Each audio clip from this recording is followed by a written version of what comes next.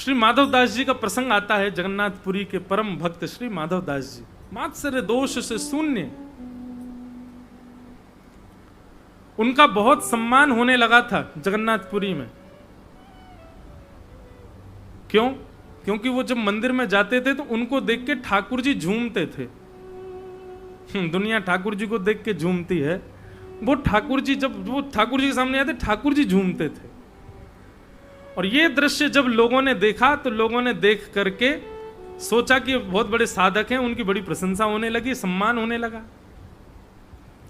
अब तो महाराज ये स्थिति कि वो माधवदास जी अपनी कुटिया से निकले और वहां से जगन्नाथपुरी मंदिर तक हजारों लोग खड़े हैं, कोई आरती कर रहा है, कोई पुष्प बरसा रहा है, सब उनकी बड़ी, माधवदास जी को बड़ी इससे बेचैनी होती थी। बोले ठाकुर जी ये इतना सम्मान क्यों दिला रहे हैं आप?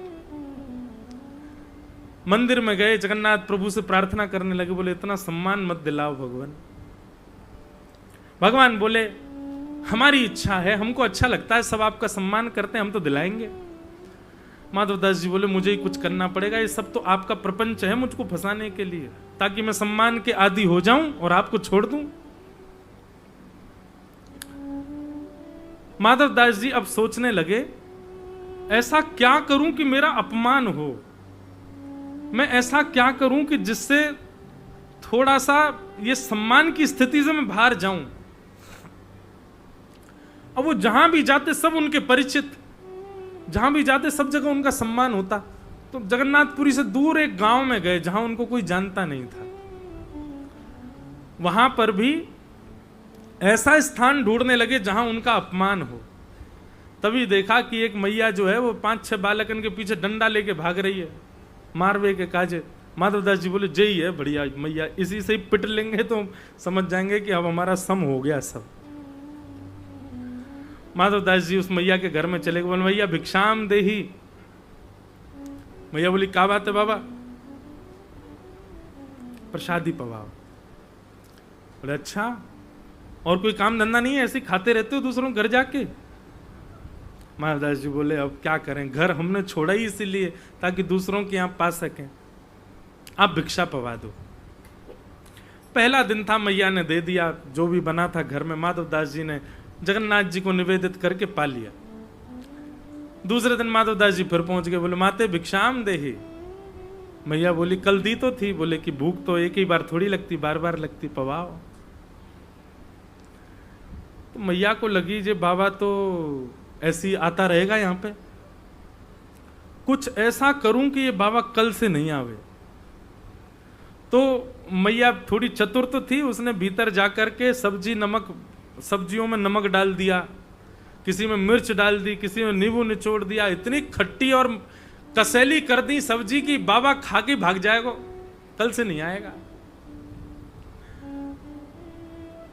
माधवदास जी ने जैसी प्रसाद पाया, प्रसाद पाते ही नींबू ज्यादा नमक ज्यादा, अलग ही पता चल रहा था कि अलग से डाला है, और ये इसलिए डाला है कि मुझसे पीछा छुड़ाना चाह रही है।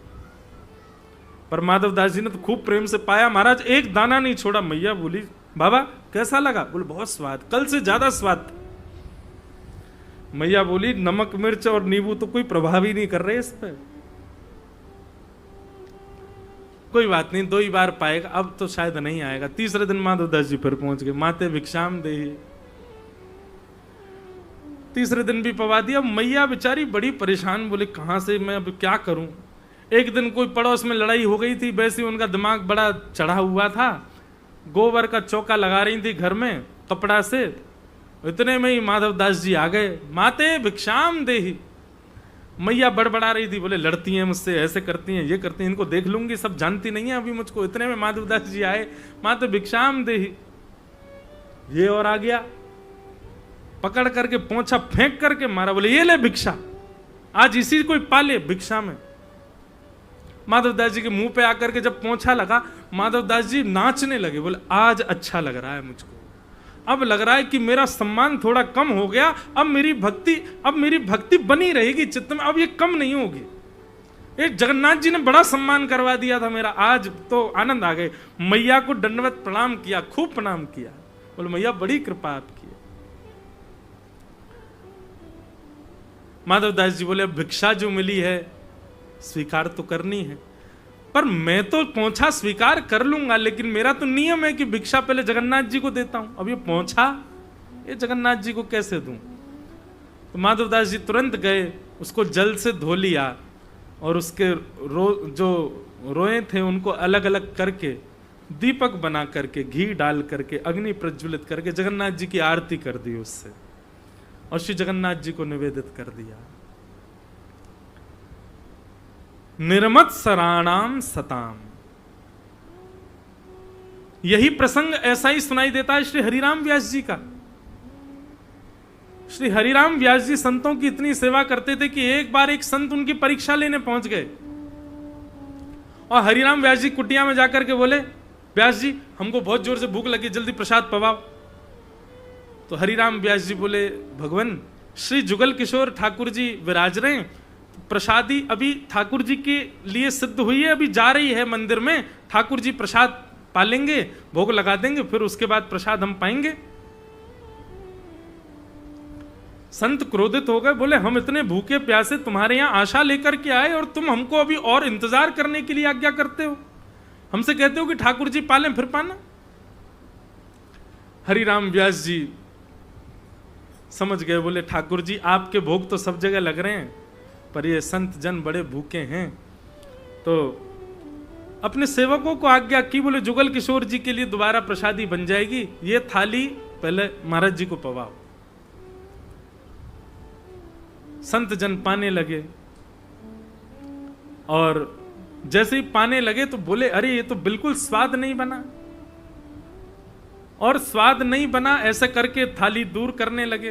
हरिराम व्यास जी बोले, हम दोबारा रसोई से बोले फिर प्रतीक्षा की बात करते हो, और संत को क्रोध आया, महाराज उठा करके थाली फेंक दी और हरिराम व्यास जी के मुंह पे ही फेंकी। हरिराम व्यास जी तो आनंदित हो गए, नेत्रों से अश्रु गिरने लगे, संतों के चरण पकड़ लिए, बोले नाथ हमने तो सुना था कि संत बड़े कृपालु होते हैं, पर आज प्रत्यक्ष देख लिया। चरणों में गिरे हरिराम व्यास जी को जब देखा तो वो संत जो परीक्षा लेने आए वो अपनी परीक्षा तो भूल गए, उठाया, बोले कि अरे हम तो तुम पर क्रोध कर रहे थे, तुम्हारी परीक्षा ले रहे थे कि तुम उल्टा क्रोध करोगे, पर तुम तो आनंद, क्या ऐसा भाव लगा कि तुम चरणों में गिर गए? श्री हरिराम व्यास जी बोले संत जन जिस थाली में प्रसाद पाते हैं उसमें अपना तिनका प्रसाद छोड़ते हैं, उस तिनका प्रसाद को पाने से भक्ति बढ़ती है, पर आप तो इतने दयालु कि आपने पाते पाते पूरी की पूरी थाली छोड़ी नहीं, मेरे मुंह पे ही मार दी, मेरे मुंह में ही मानो पधरा दी। आपने तो बड़ी कृपा की नाथ। ऐसी ऐसी स्थिति है हमारी, बताओ हम लोग हैं दूर दूर तक ऐसे कहीं से भी? बिल्कुल नहीं। इसलिए यहां पर लिखा निर्मत सराणाम सताम, जब तक मात्सर्य दोष चित्त से निवृत्त नहीं होगा, नष्ट नहीं होगा, तब तक अहेतु की भक्ति नहीं आएगी चित्त में। जब स्वामी श्री हरदास जी महाराज अंतर ध्यान हो गए और जब ये बात उनको पता चली कि हमारे गुरुदेव लीला में प्रवेश कर गए, नित्य निकुंज में प्रवेश कर गए ठाकुर जी की में, इतनी व्याकुलता हुई, इतनी व्याकुलता, इतने विरह आतुर हो गए,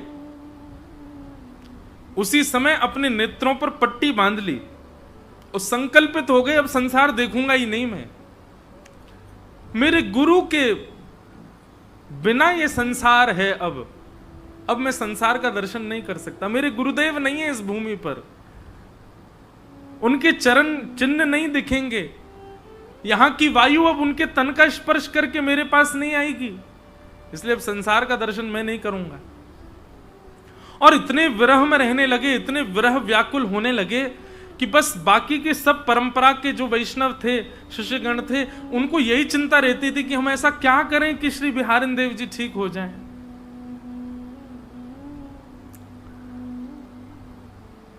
सब ने खूब प्रयास किए, लेकिन अपने गुरुदेव की स्मृति में ऐसे व्याकुल रहने लगे। तब किसी ने सुझाव दिया, बोले कि रास लीला करो और रास का मंचन होगा, स्वरूप सरकार जब श्री जी और श्याम सुंदर के रूप में पधारेंगे तो ठाकुर और ठाकुरानी को देख करके शायद महाराज जी ने थोड़े शांत हो जाएं, इनको विरह ने कम हो जाएगो। और सुंदर रास बिहार का क्रम रखा गया। श्यामा श्याम दोनों प्रकट है गए, दो बालक स्वरूप सरकार बन के सामने आ गए। लीला होने लगी, सबने जाकर के प्रार्थना करी, लीला है रही है, ठाकुर जी देखो लीला कर रहे हैं, आप दर्शन करो ठाकुर जी को। बोले कहां चल रही है लीला? बोले सामने चल रही है। तो मुंह फेर करके बैठ गए और आंख तो बंद करी रखी अपनी। सबने जाके कही, बोले ठाकुर जी लीला कर रहे हैं, आप दर्शन नहीं करोगे? बोले कौन कौन है मंच पे पहले बताओ। बोले ललिता जी हैं, विशाखा जी हैं, आदि आदि सखियां हैं, और मध्य में श्याम सुंदर हैं, और श्री जी के गले में गलवैया डाले ठाकुर जी खड़े हैं, दर्शन करो। श्री विठल विपुल बिहारिन देव जी बोले, और हमारे गुरुदेव स्वामी श्री हरदास जी सब मौन हो गए। तभी उन्होंने उद्घोषणा करी, अरे श्याम सुंदर स्वरूप सरकार से बोले, आप जानो नाव का, आपके और श्री जी के उपासक पूरा विश्व होगो, आपके और श्री जी के महलन में दर्शन पूरा विश्व करते होगो, आपको और श्री जी को सिंहासन पे दर्शन पूरा विश्व करते होगो, पर हम तो वा स्वरूप के उपासक हैं कि स्वामी श्री हरदास जी बैठे और उनकी गोद में श्यामा श्याम बैठे। जब तक या रूप में मेरे सामने नहीं आओगे मैं आपको नहीं देखूंगा। अगर आप चाहते हो कि मैं आपका दर्शन करूं तो पहले स्वामी जी की गोद में विराजमान होकर मुझको दर्शन दो, तब मैं दर्शन करूंगा। ऐसा कहते ही स्वामी श्री हरदास जी महाराज को पुनः प्रकट होना पड़ा, और जैसे ही स्वामी जी प्रकट हुए, विराजमान हुए, उनकी गोद में श्यामा श्याम विराजे, तब श्री विठल विपुल बिहारिन देव जी ने उनके दर्शन किए। बिना गुरुदेव के ठाकुर जी यदि खड़े हैं तो हम दर्शन नहीं करेंगे।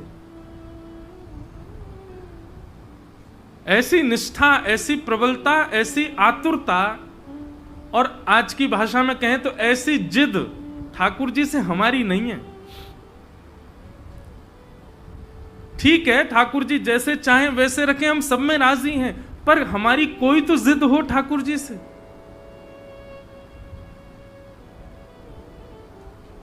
अभी कहीं कथा में मैं एक भाव कह रहा था कि व्यक्ति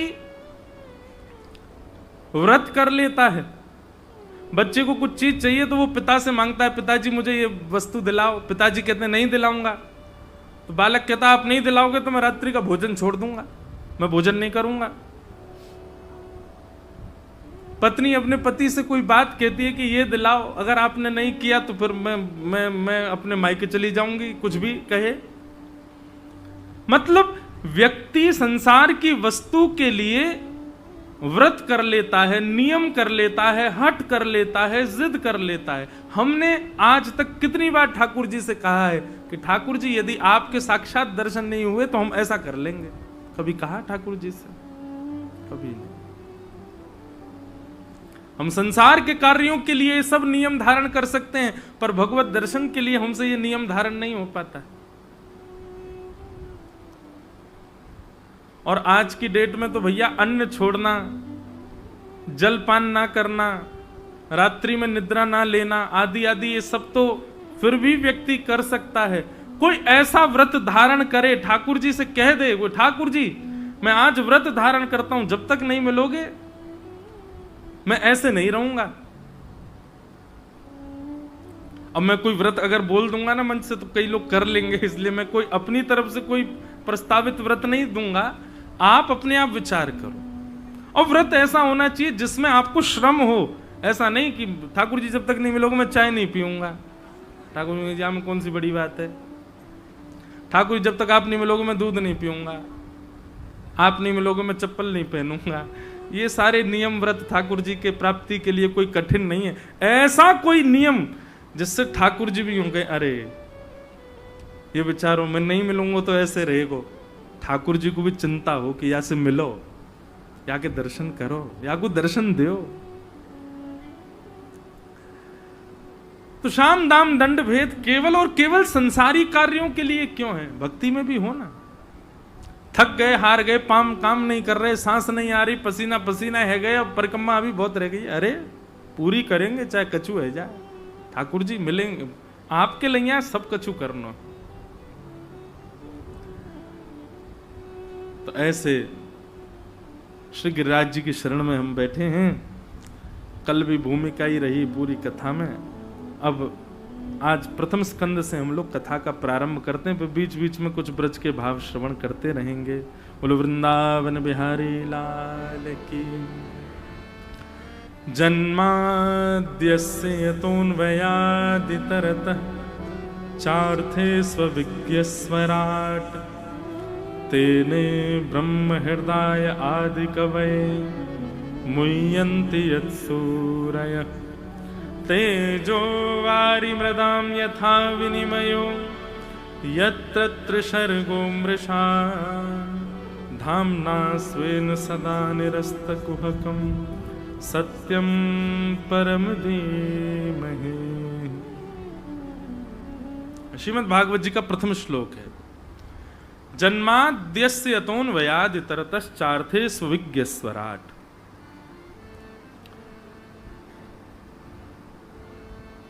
जो जन्म मरण आदि के समस्त बंधनों से सर्वदा मुक्त हैं, चार्थे स्वविज्ञ स्वराट, जो अविज्ञ हैं, जो अनविज्ञ नहीं है, सब जानते हैं। आप किस भाव से आए हो, किस रूप में आए हो, किस स्थिति में हो, ठाकुर जी को सब पता है। हमारे पूज्य पिताजी महाराज कहते हैं कि ठाकुर जी को क्यों बताना है कि हमारे साथ क्या चल रहा है, उनको पता नहीं है क्या? वे ही तो सब कर रहे हैं, उन्हीं की कृपा से ही सब हो रहा है, तो उनको बताना क्यों है? ठाकुर जी से कभी ये मत कहो कि ठाकुर जी हमारे जीवन में ये सब चल रहा है, आप कुछ बताओ। जिस प्रकार प्रसाद को व्यक्ति बड़े सम्मान से ग्रहण करता है, दोनों हाथ लगा लेता है, और वैसे तो नियम है जब कोई पंचामृत प्रदान करे तो कोई वस्त्र भी नीचे रखो, एक बूंद भी नीचे नहीं गिरना चाहिए। और शास्त्राज्ञा तो यह है कि 3 परत बनाओ वस्त्र की, फिर उसके बाद ऐसे उसमें पंचामृत या चरणामृत लेना चाहिए। प्रसाद को हम कितने सम्मान से लेते हैं, क्यों? क्योंकि ठाकुर जी के चरणों के स्पर्श से हमको प्राप्त हुआ है। क्या हमारा जीवन प्रसाद नहीं है? चाहे हम जैसे हों, चाहे हमारे जीवन में जो हो, क्या वो प्रसाद नहीं है? उसको प्रसाद की भांति स्वीकार करो। सबके जीवन को ठाकुर जी ने किसी ना किसी रूप में कैसे ना कैसे करके निर्माण किया है। हम नहीं जानते कि हमारे कौन से कर्मों का फल है या हमारे किस अपराध का हम दंड भोग रहे हैं। ठाकुर जी को सोचने दो ना, उनको विचार करने दो, हम क्यों चिंतित होते हैं? पर वही बात आ जाती है, शास्त्र आज्ञा करते हैं परोपदेश वेलायाम सर्वे शिष्टा भवन्ति ही। दूसरों को उपदेश देने में सब श्रेष्ठ हो जाते हैं। कई लोग मुझे भी सोचते होंगे, बोले आप बस बोल देते हैं, लेकिन महाराज जी जब जीवन में आता है तो सबको कष्ट होता है। बात सत्य है, कष्ट होना एक अलग बात है। मैं तो विरोधी इस बात का हूं कि जीवन में आने वाली परिस्थिति पर ठाकुर जी को मत कोसो, ठाकुर जी से मत आप कहो कि ऐसा क्यों। नहीं, वो सब सोच विचार। एक बार एक व्यक्ति पेड़ के नीचे लेटा था, तो बेर को देखते देखते सोच रहा था, भगवान बिना देखो बुद्धि नहीं लगाई, बेर तो बनाया मीठा, छोटा सा बना दिया, इसको बड़ा बनाते कितना अच्छा लगता। 5-6 लोग मिलकर के काट करके पाते, सबका पेट भर जाता। और छोटे छोटे बेर हैं, एक खाओ, उसका रस पूरा एक में आता ही नहीं, पर दूसरा खाना पड़ता है, तीसरा खा। अरे एक बेर को ही बड़ा सा बना देते भगवान ने भी विचार नहीं किया बिल्कुल। और ऐसा सोचते सोचते सो गया। थोड़ी देर बाद वो बेर उसकी नाक पे गिरा। जो उठ करके बेर देख के बोला, नहीं अच्छा किया, छोटा ही बनाया आपने, बड़ा बनाया होता तो मेरी नाक टूट गई होती। ठाकुर जी की सृष्टि पर संशय नहीं, ठाकुर जी के द्वारा प्रदत्त भावों पर कभी संशय नहीं। जैसे ठाकुर जी ने सब प्रदान किया है, उसी में राजी रहो, उसी में प्रसन्न रहो। प्रश्न तो ये भी उठ सकता है ना, ब्रजवासियों के बीच में ठाकुर जी रहे, परब्रह्म परमात्मा होते भये भी क्यों गए मथुरा, क्यों गए द्वारिका, क्यों विरह दिया ठाकुर जी ने ब्रजवासियों? वो तो इतने प्रिय हैं। ठाकुर जी की किसी भी क्रिया पर आप संशय और आक्षेप या प्रश्न चिन्ह नहीं लगा सकते। वो सब जानते हैं। इसीलिए भागवत के प्रथम श्लोक में ही लिखा है, चार्थे स्वविज्ञ स्वराट। वो अविज्ञ हैं, अनविज्ञ नहीं है, सब जानते हैं। और तेने ब्रह्म हृदय आदि कवै मुह्यन्ति यत्सूरयः। आदि कवि ब्रह्मा को भी जिन्होंने ज्ञान उपदेश किया, और बड़े बड़े देवताओं को भी अपनी लीला से जिन्होंने मोहित करके रखा है। ठाकुर जी की लीला पर हम मानव लोग ही प्रसन्न होते हैं ऐसा नहीं, देवता भी मोहित हो जाते हैं, देवता भी आकर्षित हो जाते हैं। जब नंद नंदन श्री कृष्ण अपना श्रृंगार करके नंद भवन से बाहर आते हैं ना महाराज, उस समय आकाश में भूचाल जैसा आ जाता है, देवताओं में अफरा तफरी मच जाती है। एक तो होड़ लगती है, एक दूसरे के पीछे चढ़े देखवे के काजे। और यदि कोई नैन भर के देख ले ठाकुर जी को, वही मूर्छित हो जाता है। श्री कुंभन दास जी का एक पद है बहुत सुंदर,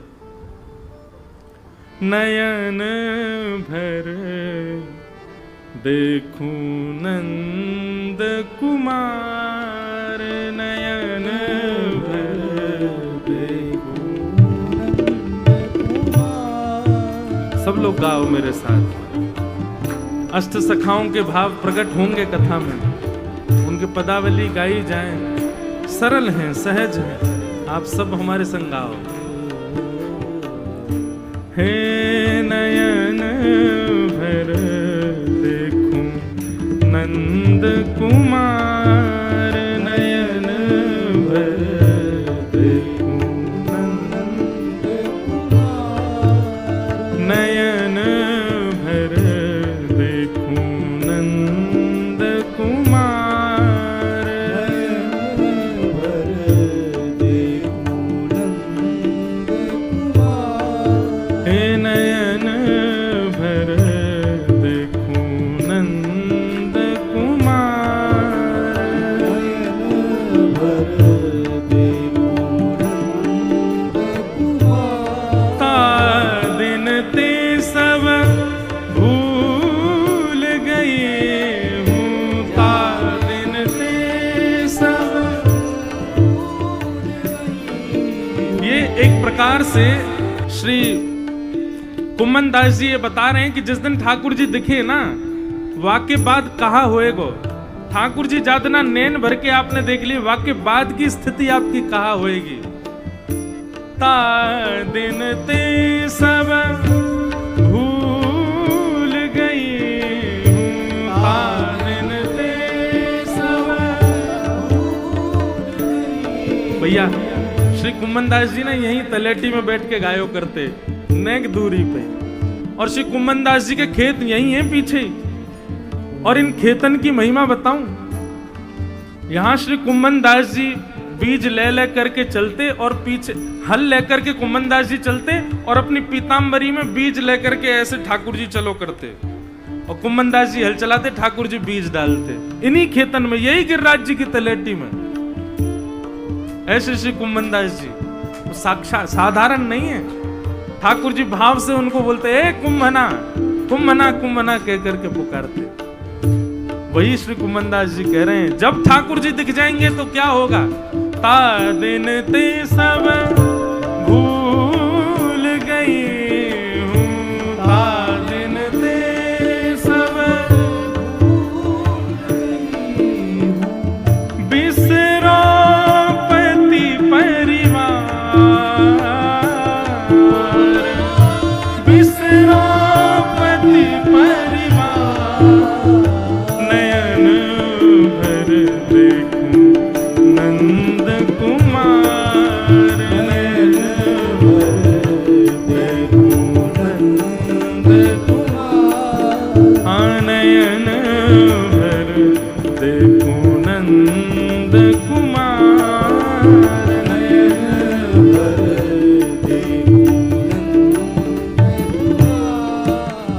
दूसरी स्थिति, बिन देखे हो विवश भये हूँ, बिन देखे हो विवश भये हूँ, बिन देखे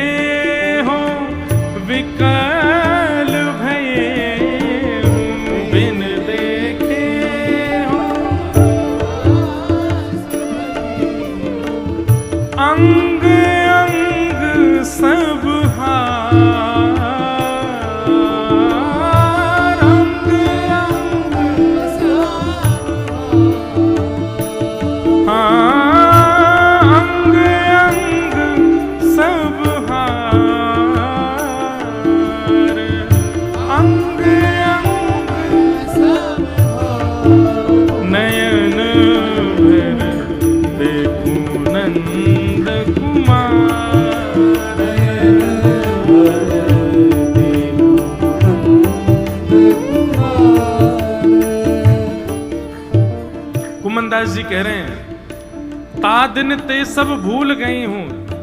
ठाकुर जी जब दिख जाएंगे सब भूल जाओगे। कौन हो, कहां से हो, को हम कस्तम कुतायात, को में जननी को में तात, मेरे माता पिता कौन है, मैं कौन हूं। अच्छा, इसका मतलब ये नहीं है कि आपको याददाश्त चली जाएगी। बेचारे डर जाएंगे लोग, राधा रमन जी को नहीं देखेंगे। क्यों? अरे याददाश्त चली जाती है इनको देखने से। याददाश्त नहीं जाएगी, पर इन सब के होने का जो अहम है ना, मेरे तो पिता हैं, मेरी तो मैया है, मेरी बहन है, मेरी पत्नी है, मैं ये हूं, ये अहमता नष्ट हो जाती है ठाकुर जी को देखने से। और ये सब बात आप ठाकुर जी को देखेंगे उससे होगा नहीं, ठाकुर जी की दृष्टि आप पे पड़ गई तो ऐसा होगा। ता दिन ते सब भूल गई हूं, बिसरो पति परिवार। और फिर दूसरी स्थिति श्री कुम्भनदास जी कह रहे हैं, बिन देखे हूं विकल भई हूं। ठाकुर जी नहीं दिखेंगे तो ऐसे विकल हो जाओगे जैसे फड़फड़ाती मछली। दर्शन को नैना तपे, वचन सुनन को कान, मिलवे को हियरा तपे, हिय के जीवन प्राण। गोवर्धन वासी सांवरे, तुम बिन रहो न जाए। ऐसी स्थिति हो जाएगी। कुम्भनदास जी के चरित्र में इतना सुंदर भाव आता है। श्री कुम्भनदास जी बैठ करके ठाकुर जी के सामने कीर्तन गा रहे थे, तभी किसी व्यक्ति ने आकर के पीछे से कुम्भनदास जी के कान में कुछ कह दिया, और वो सुनते ही कुम्भनदास जी गाते गाते मूर्छित हो गए। सब लोग खड़े हो गए, पूछने लगे क्या हुआ क्या हुआ, कहा भैया ये कैसे कुम्भना कैसे गिर गए हो। उस व्यक्ति ने बताया, बोले कुम्भनदास जी का एक पुत्र खत्म हो गया, मैंने आके बता दी इनको तो ये मूर्छित ही हो गए। ओहो, पुत्र की मृत्यु की बात सुन के कुम्भनदास जी मूर्छित हो गए। तभी गुसाई विठलनाथ जी भीतर से आए, बोले नहीं नहीं नहीं, ये पुत्र की मृत्यु से बेहोश नहीं हुआ है।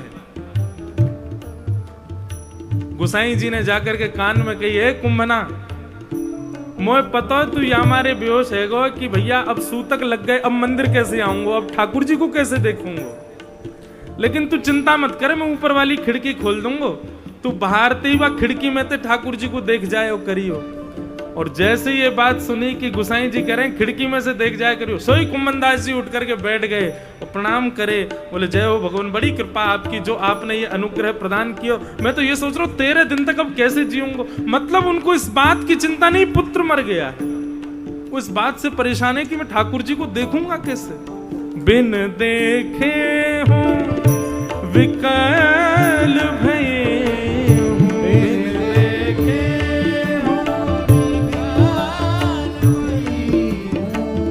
अंग अंग सब हार, अंग अंग सब हार, नयन भर देखूं नंद कुमार, नयन भर देखूं नंद कुमार, नयन भर देखूं नंद कुमार, नयन भर देखूं नंद कुमार। तो कुंभन दास प्रभु गोवर्धन धर, कुंभन दास प्रभु कुंभन दास प्रभु गोवर्धन धर, कुंभन दास प्रभु गोवर्धन धर, कुंभन दास प्रभु गोवर्धन धर,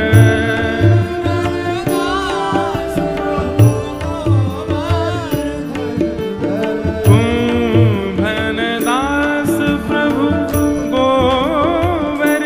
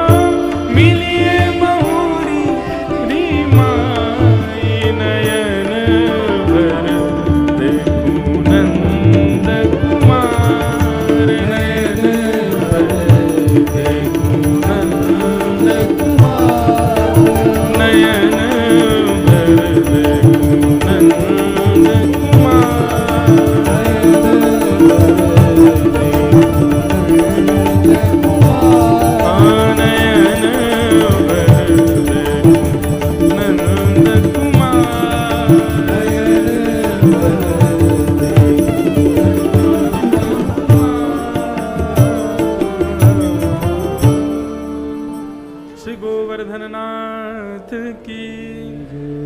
मुह्यन्ति यत् सूरयः।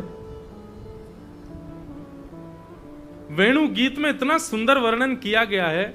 ठाकुर जी जब अपने नंद भवन से बाहर आते हैं तो आकाश में एक तो एक बादल श्याम घटा घूमती है, ठाकुर जी के ऊपर ऊपर घूमती है। जहां जहां लाला जावे वहां वहां वो श्याम घटा ऊपर ही ऊपर चले। क्यों? ठाकुर जी की छतरी बन करके चल रही, कहीं लाल जी को धूप ताप नहीं लग जाए। लेकिन कभी कभी सूर्य नारायण भगवान कहें कि बोले भैया तू काई को आगे आ जाए करने के लाला को दर्शन करन देकर।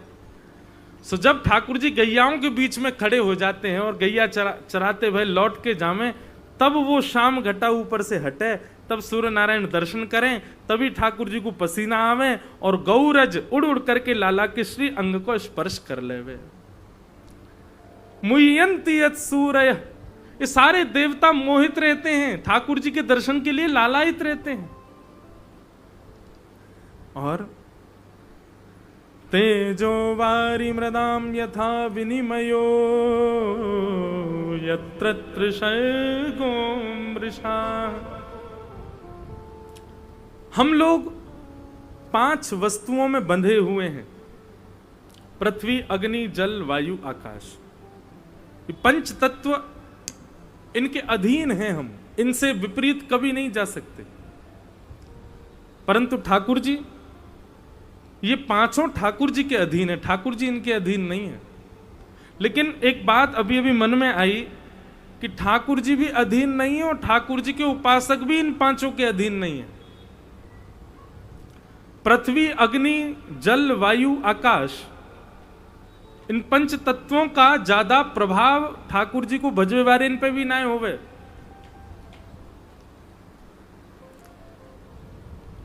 स्वामी श्री हरदास जी महाराज जब स्वर छेड़ते थे, उन्हीं के शिष्य हैं तानसेन, जिनके लिए प्रसिद्धि है कि वो दीपक राग गाते तो दीप प्रज्वलित हो जाते, मल्हार राग गाते तो बादल गरजने लग जाते। परंतु ये भाव केवल ठाकुर जी के लिए नहीं है, ठाकुर जी के भक्त भी 5 तत्वों को अपने अधीन कर लेते हैं। स्वामी जी भी जब स्वर छेड़ते थे तो वर्णन देखा गया है कि आकाश में सूर्य चंद्र एक साथ प्रकट हो जाते थे। एक दिशा में सूर्य, दूसरी दिशा में चंद्र, मानो दोनों मानो आज्ञा मांग रहे हों कि बताइए भोर होनी है कि रात्रि करनी है। ऋतुएं आकर के सामने खड़ी हो जाती थी कि आगे का भाव क्या है, वर्षा का प्रादुर्भाव करना है, शिशिर ऋतु को आना है, ग्रीष्म काल को आना है, किस काल को, काल, नक्षत्र, ये सब अधीन हो जाते थे स्वरों के।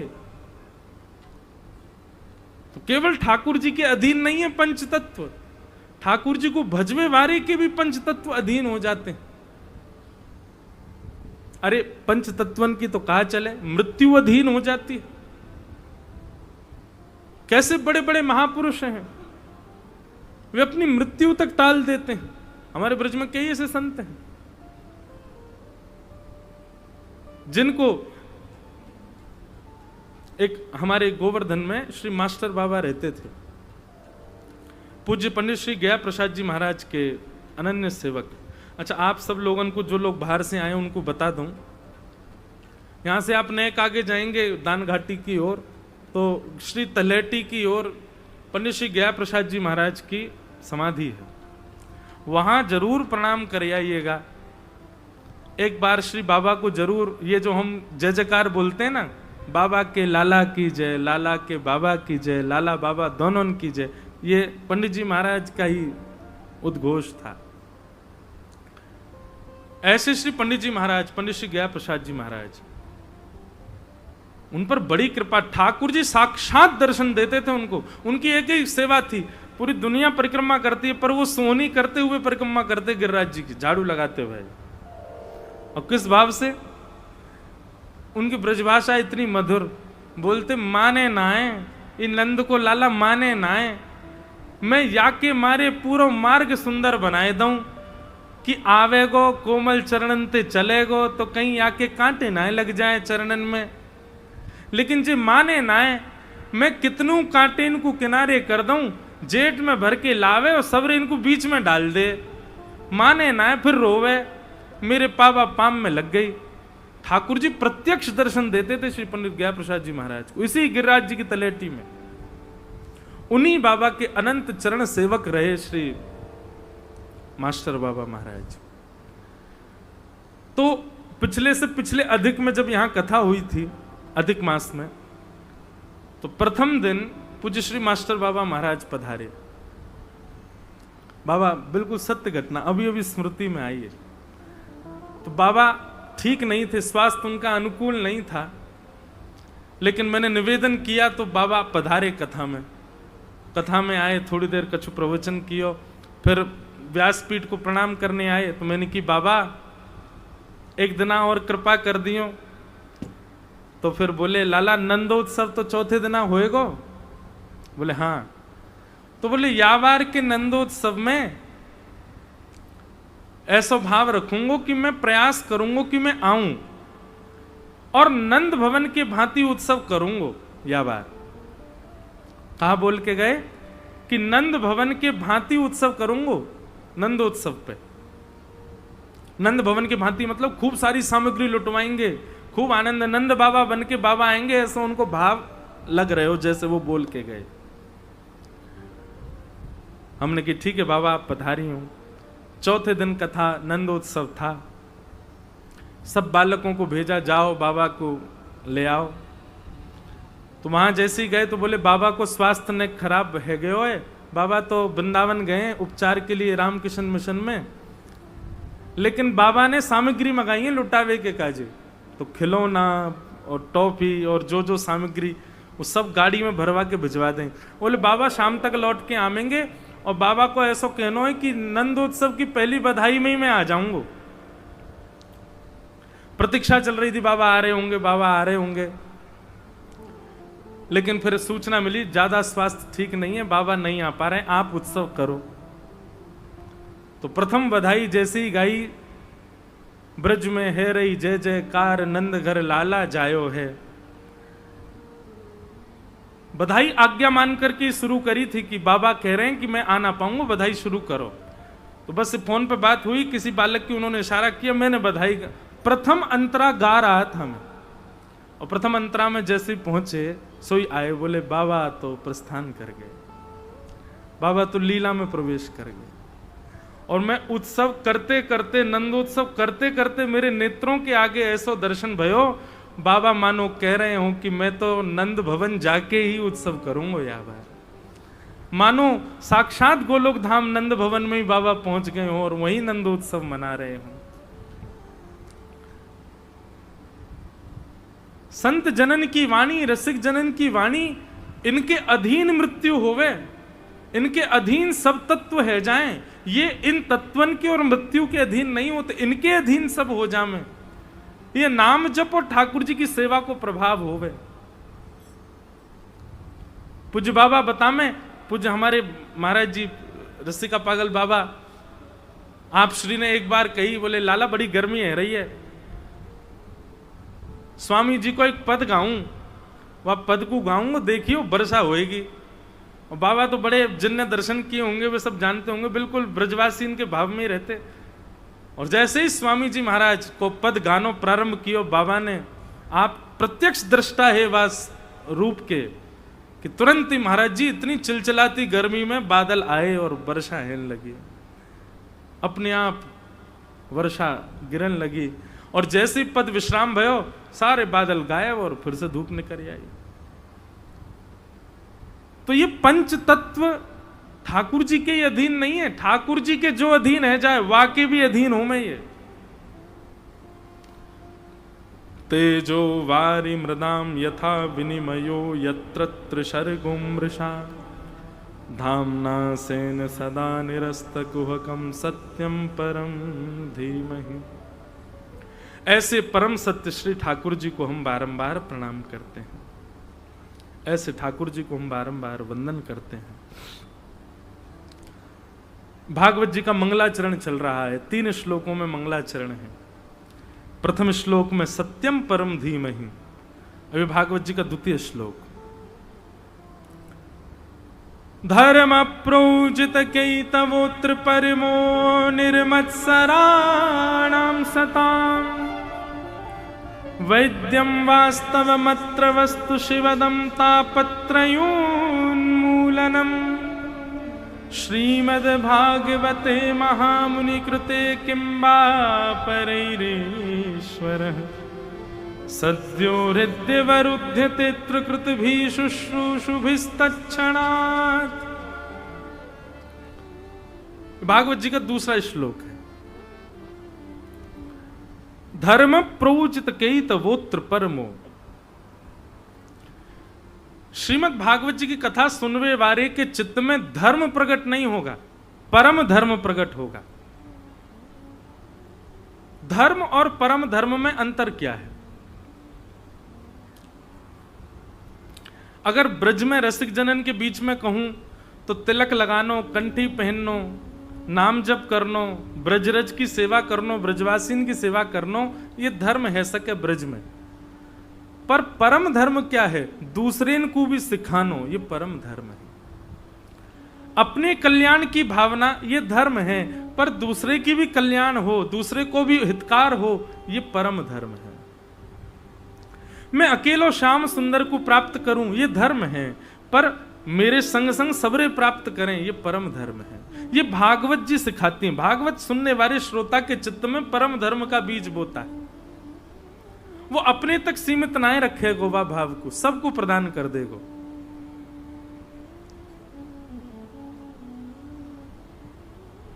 परम धर्म।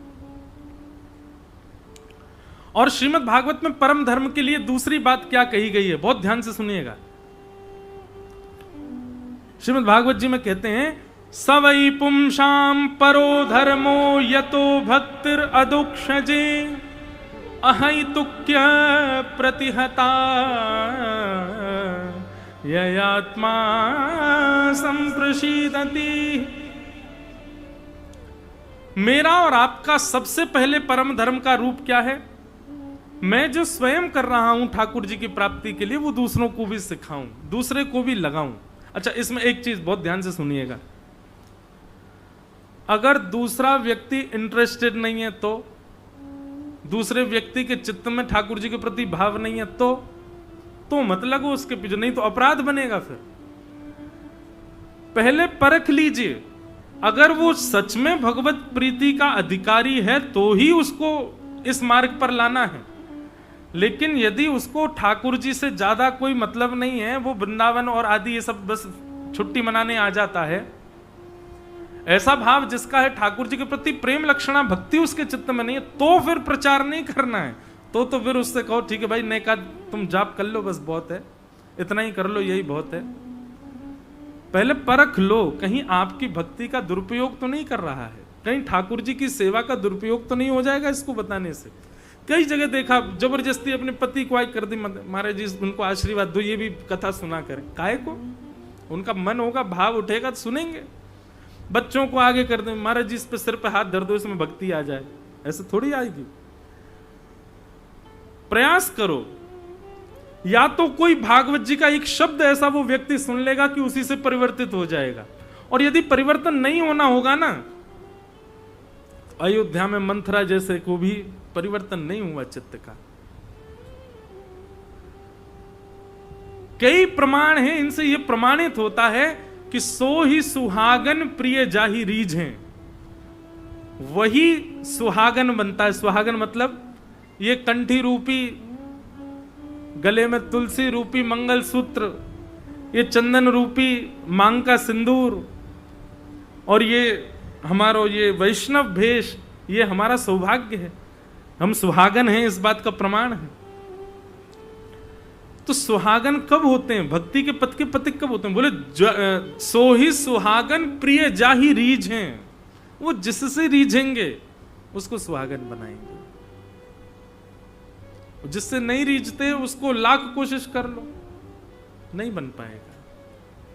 तो इसलिए स्वयं तो करना है, पर दूसरे को सिखाना। पर दूसरा व्यक्ति यदि ठाकुर जी के प्रति बिल्कुल ही भाव नहीं रखता, बताने के बाद भी भाव नहीं आ रहा उसके चित्त में, तो मत करो।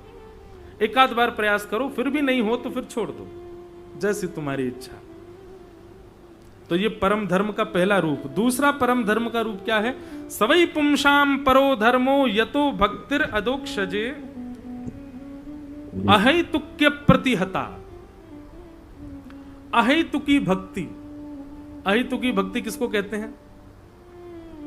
चाहे कुछ हो जाए न टूटने वाली भक्ति को अहैतुकी भक्ति कहते हैं।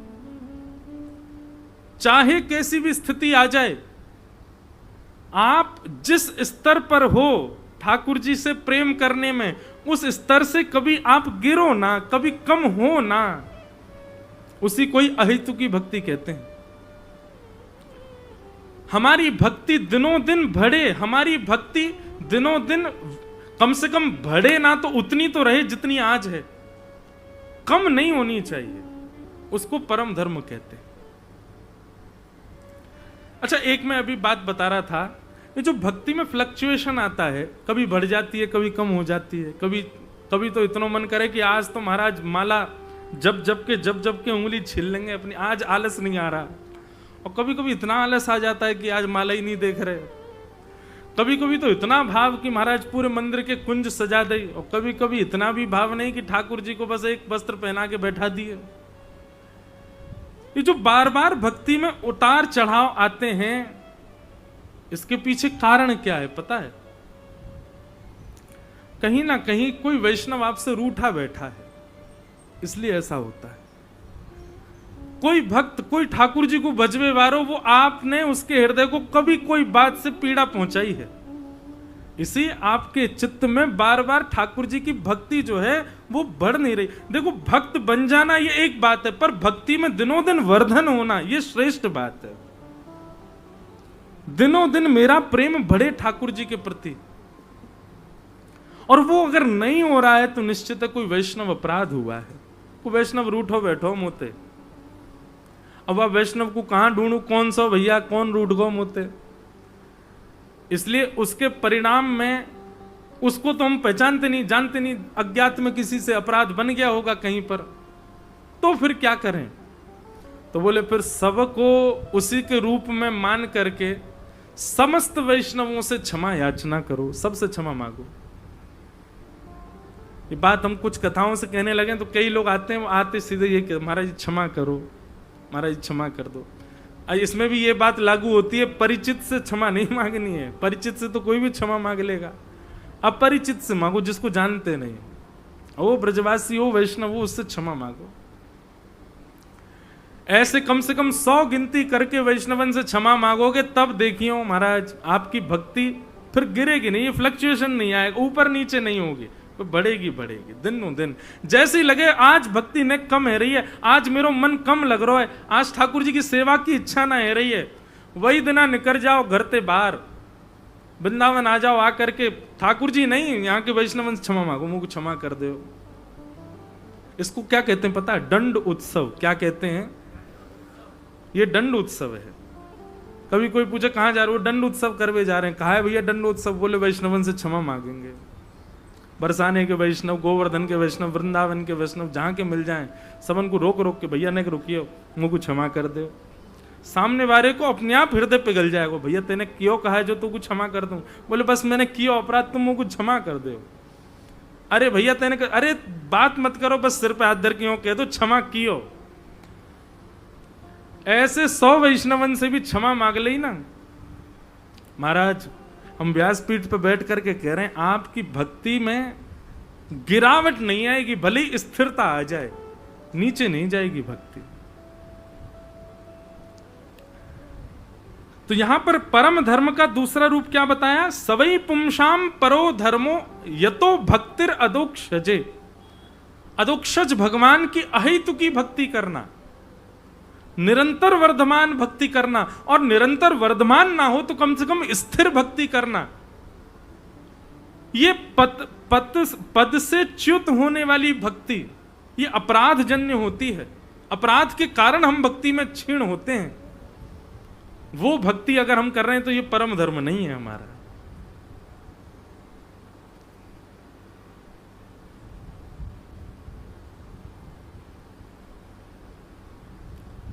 दिन दिन प्रति अनुराग बढ़त दिन, दर्श बिहारी जी को,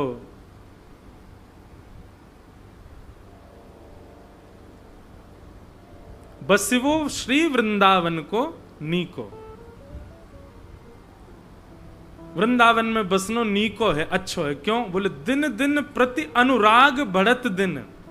ठाकुर जी के प्रति अनुराग नित्य बढ़ रहा है वृंदावन में रहने से, तो आप ब्रजवासी हो।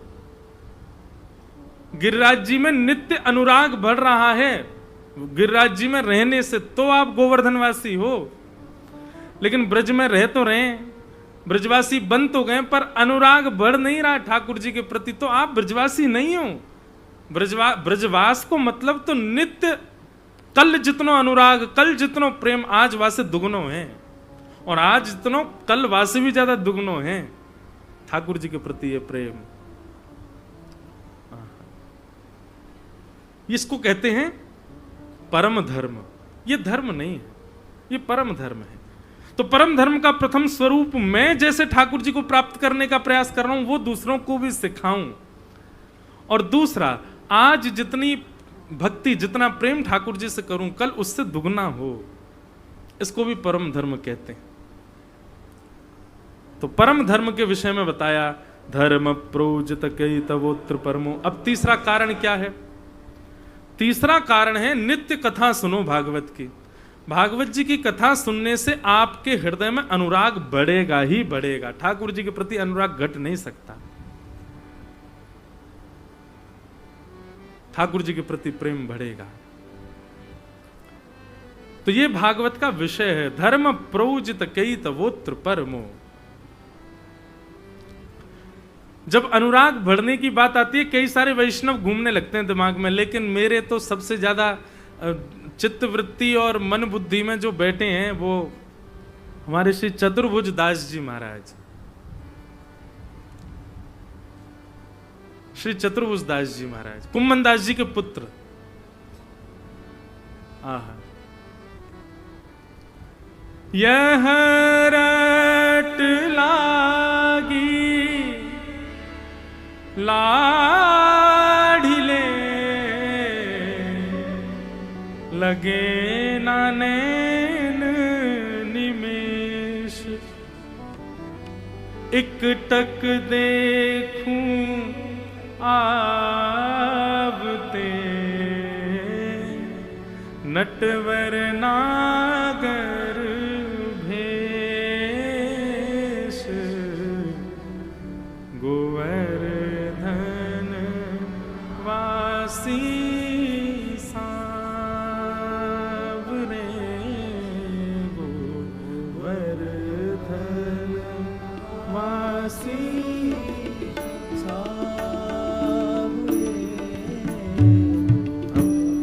तो एक आध पंक्ति गावे के मूड में आप बजा रहे हो, अब बजा दियो तो बजाओ। गोवर्धन वासी सांवरे, गोवर्धन वासी सांवरे। मुझे कितना अच्छा लगता है ना कि ये पंक्तियां यहीं गाई गई हैं, यहीं गिरिराज जी में ही बैठ करके श्री चतुर्भुज दास जी ने गाई। महाराज जी पुष्टि मार्गीय वैष्णवन के प्राण हैं ये। पुष्टि मार्गीय वैष्णव या पद को सुने बिना उनको कोई कामनाएं होवे, इतना प्यारो पद है। और इस पद की पूरी आप व्याख्या यदि सुनेंगे तो ये परम धर्म का निरूपण कर रहा है। यहां पर चतुर्भुज दास जी की भक्ति देखो, वो कम नहीं हो रही है, प्रतिदिन बढ़ रही है।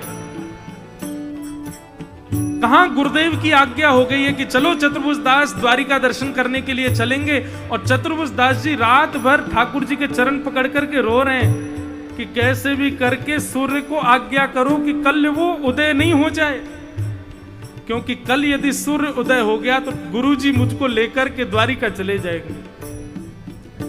ठाकुर जी बोले दारी के मांग तो मैं ही बैठा हूं, तो रो काई को रो है, द्वारिका चलो जा, वहां जाके मेरे दर्शन कर लियो, वहां पे भी तो मैं ही बैठा हूं। चतुर्भुज दास जी खड़े हो गए, बोले अच्छा वहां पे भी आप ही बैठे हो? बोले हाँ। तो बोले ठीक है, तो आप भी वैकुंठ चले जाओ, वैकुंठ में भी तो भक्त हैं, ब्रज में काहे को बैठे हो? या ब्रज में रहने की कहा आवश्यकता? ठाकुर जाओ बैकुंठ में ही रहो, वहां नारद हैं, वहां पर सुख सौनकादि हैं, वहां पर भीष्म पितामह हैं, वहां पर बड़े बड़े भक्त हैं आपके, वहीं चले जाओ। हम अष्ट सखान के संग काय को बैठे हो यहाँ पे? ठाकुर जी मौन हो गए। बोले है कोई उत्तर आपके पास? ठाकुर जी बोले भक्त तो हैं, लेकिन तेरे जैसे प्रेमी ना है कुंभना, तेरे जैसे प्रेमी ना है चतुर्भुज दास, और यह ब्रजवासी जैसो प्रेम थोड़ी है वह वैकुंठ में।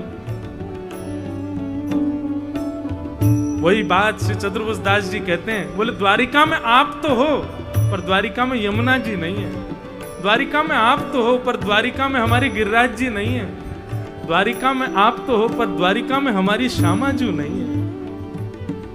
ऐसी द्वारिका में कैसे जाऊं नाथ? आप प्रार्थना आपसे, आप कहो ना सूर्य को कि वो प्रकट ना हो, मोह नाए जानो ब्रज छोड़ करके। लेकिन ठाकुर जी बड़े चतुर है महाराज, इतने कभी कभी ठाकुर जी पे खूब गुस्सा आवे कि काहे को भक्तन को परेशान करो करें। चतुर्भुज दास जी कह रहे हैं तो ठाकुर जी ने मान जाते बात को कि भाई गुरुदेव के मन में ऐसी कोई भावना प्रकट कर देते कि गुरुदेव कहते चतुर्भुज दास तुम रहने दो, तुम यहीं रहो, हम जा रहे हैं द्वारिका। पर नहीं, ठाकुर जी तो और अद्भुत के गुरुदेव के मन में भावना प्रकट करा रहे हैं। बोले चतुर्भुज दास को तो संग लेके ही जानो है।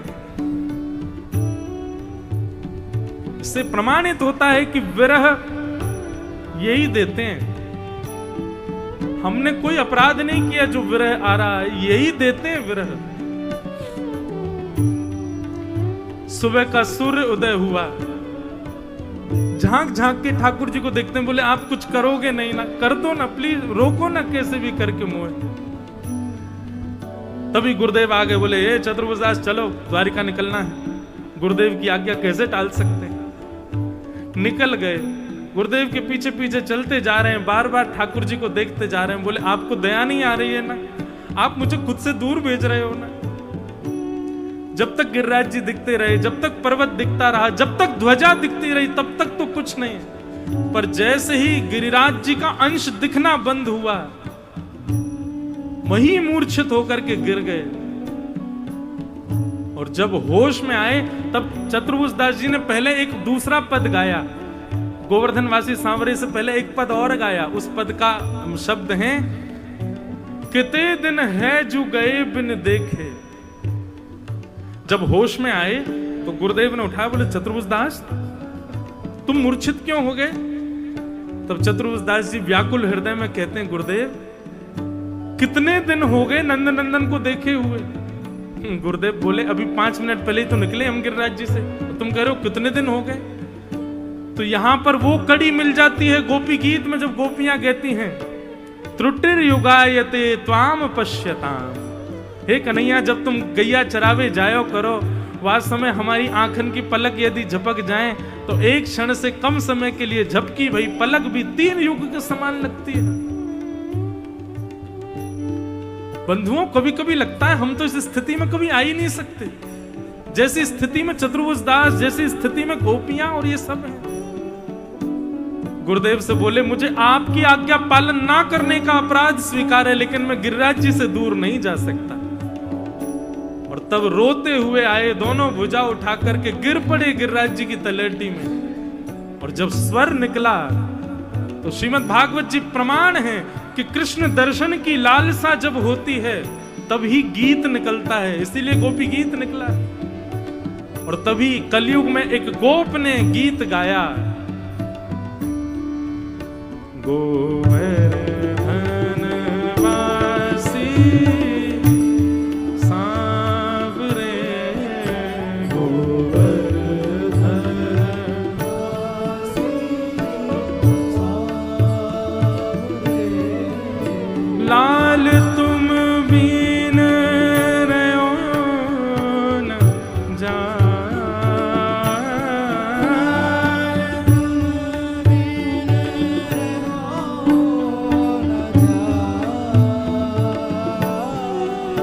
लाल तुम बिन रहो न जाए रे, गोवर्धन वासी सांवरे।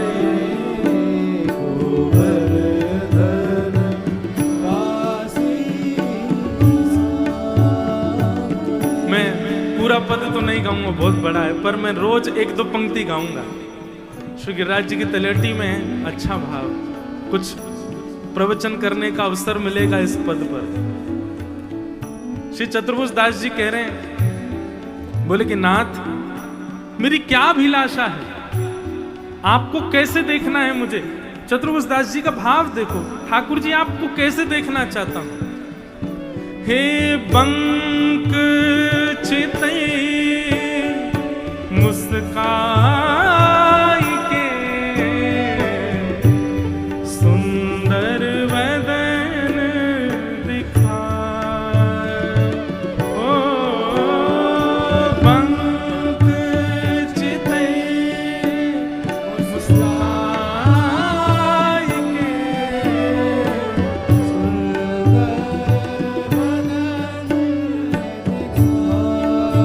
बंक।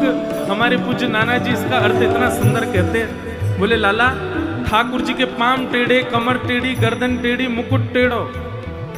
लेकिन आज चतुर्भुज दास जी ने एक बात और बताई, बोले कहा, बोले जे लाला जब मुस्कुरावे ना तो केवल एक तरफ के होठ पीछे जामे, दोनों ने पीछे ना करे।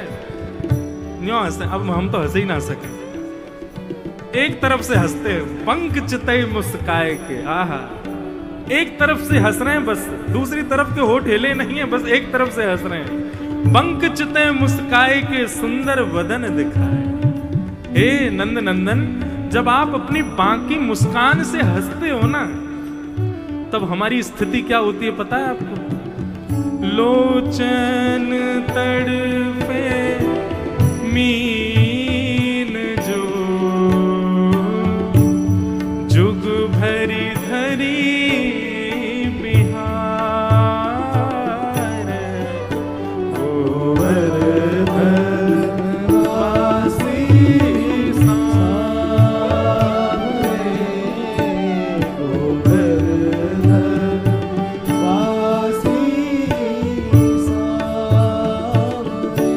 जैसे मछली जल के बिना तड़प जाती है नानाथ, ऐसी स्थिति आप करके चले जाते हो, क्योंकि आपकी एक क्षण की वो मुस्कान, उसके बाद आप चले जाते हो। हमारी स्थिति तो ऐसी हो जाती है बिन जल मछली।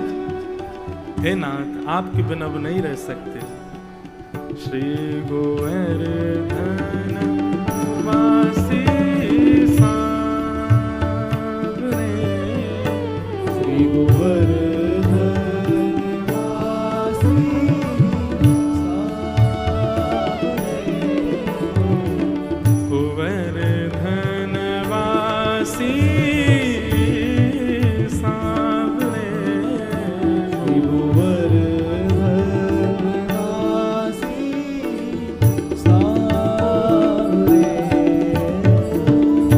कहते हैं अहेतुकी भक्ति, और इसी को कहते हैं परम धर्म। और यही मेरा आपका, हर कंठीमाला धारण करने वाले का, हर वैष्णव तिलक धारण करने वाले का, हर ठाकुर जी की सेवा करने वाले का ये धर्म कर्तव्य है कि उसके चित्त में अहेतुकी भक्ति आए। ठाकुर जी प्रिय लगने चाहिए, हर दिन अति प्रिय लगने चाहिए, ना रह पाए उनके बिना, ऐसी स्थिति हमारी होनी चाहिए। जैसे यहां पर श्री चतुर्भुज दास जी के, आहा, एक टक देखूं आवते नटवर नागर वेश। हे नाथ, मेरी तो एक ही अभिलाषा है। बोले क्या? बोले एक वृक्ष के नीचे बैठा रहूं और 24 घंटा केवल आप मुंह को आते जाते दिखाई देते रहो, बस, और कुछ नहीं चाहिए। इसी को कहते हैं अहेतुकी भक्ति। तो धर्म प्रोजित कैतवोत्र परमो निर्मत्सराणाम सताम। सबसे पहला भागवत का विषय क्या है? अहेतुकी ठाकुर जी की भक्ति होना। दूसरी बात, भागवत का अधिकारी कौन है? इस अहेतुकी भक्ति का अधिकारी कौन है?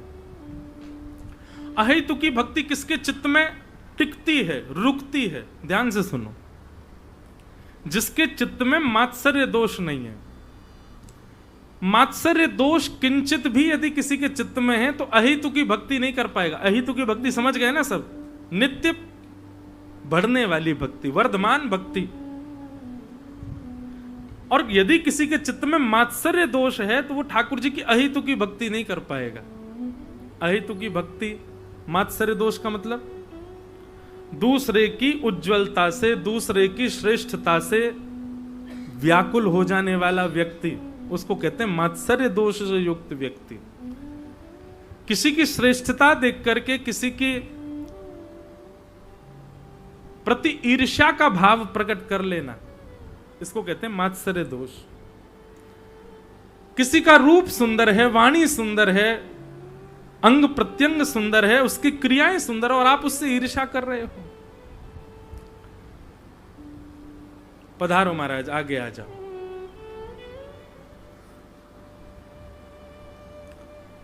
सब लोग इधर देखो, यहां देखो। गिरिराज जी भी आ जाए पीछे, तो मत देखियो। विपिन राज सीमा से बाहर, हरिहु को ना ही निहार, रे मन वृंदा विपिन बिहार।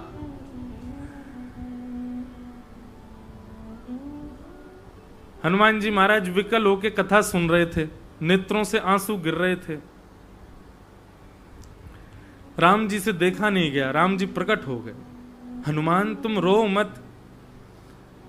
हनुमान जी ने जैसे ही देखा राम जी आ गए, बोले आप क्यों आ गए? बोले कथा चल रही, तुम बहुत रो रहे थे इसलिए हम आ गए। बोले भगवान अभी जाओ यहां से, अभी 2 घंटा कथा रह गई है, सुनने दो पहले, आपसे बाद में मिलूंगा। बोले तुम तो मेरे विरह में व्याकुल। बोले विरह कथा दे रही है, आप तो आ गए यहां पे, आप जाओ ना, मुझे सुनने दो कथा। 2 घंटा बाद मिलना, कथा हो जाए फिर। ठाकुर जी ऐसे हमारे कृपा करते हैं। तो जय पधार विराज महाराज। श्री शिवम साधक जी महाराज पधारे हैं। खूब खूब प्रणाम, खूब खूब वंदन आपको। तो निर्मत सराणाम सताम, मात्सर्य दोष से युक्त व्यक्ति। मात्सर्य दोष मतलब किसी के प्रति ईर्ष्या का भाव, किसी की श्रेष्ठताओं से आप प्रसन्न नहीं होते हो, इसी को मात्सर्य दोष कहते हैं। और भक्त के अंदर मात्सर्य नहीं होना चाहिए। मात्सर्य दोष नष्ट नहीं हुआ है तब तक जाप करते रहो, नाम जप। मात्सर्य दोष नष्ट ना हो जाए तब तक परिक्रमा करते रहो। अच्छा एक बात बताओ, ये परिक्रमा करने का, नाम जप करने का, तिलक आदि करने, इसके पीछे उद्देश्य क्या है आपका? ठाकुर जी की प्राप्ति। हम बड़ी जल्दी सीधे 10वीं सिद्धि पे क्यों चढ़ रहे हो? सबसे पहले सुनो हमारी बात। ये परिक्रमा करना, नाम जप करना, आदि आदि नियमों का पालन करना, इनमें सबसे पहले अपने दोषों की शुद्धता का नियम रखो।